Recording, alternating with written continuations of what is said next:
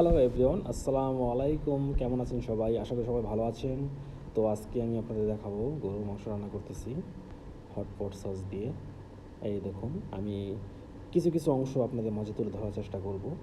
দেখুন, গরুর মাংসগুলো কিন্তু অনেক বড় বড় ছিল আর স্পাইসি হবে। এটা আমি হটপট সস দিয়েছি, চাইনিজ ভাষায় বলে কোকো। তো খেতে খুব টেস্ট এই হটপট সসটা।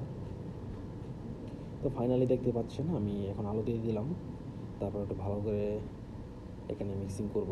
তো চাইনিজের কিছু কিছু খাবার আছে খুব টেস্ট, এটা আমাদের বাঙালির মুখে খুব টেস্ট লাগে, বাঙালিরা খুব পছন্দ করে। তার মধ্যে একটা কোকো আইটেম দেখতে পাচ্ছেন। ওরা হলুদ মরিচ ছাড়া ওদের খাবারের কালারটা খুব সুন্দর আসে, হলুদ মরিচ ছাড়া দেখতে পাচ্ছেন কালারটা খুব সুন্দর, ওরা একদমই হলুদ পছন্দ করে না। তো ফাইনালি দেখতে পাচ্ছেন বন্ধুরা, আমি এখন 20 মিনিটের জন্য দিয়ে দেবো প্রেশার কুকারে, জল দিয়ে দিয়েছি।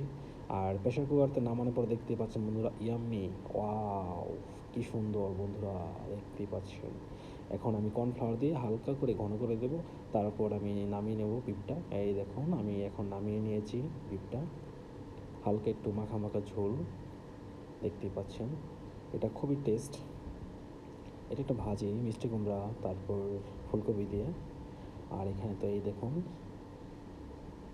এটা আজকে চিকেন লিভারটা আমি সাদা করে একটু রান্না করেছি, হালকা টক করে।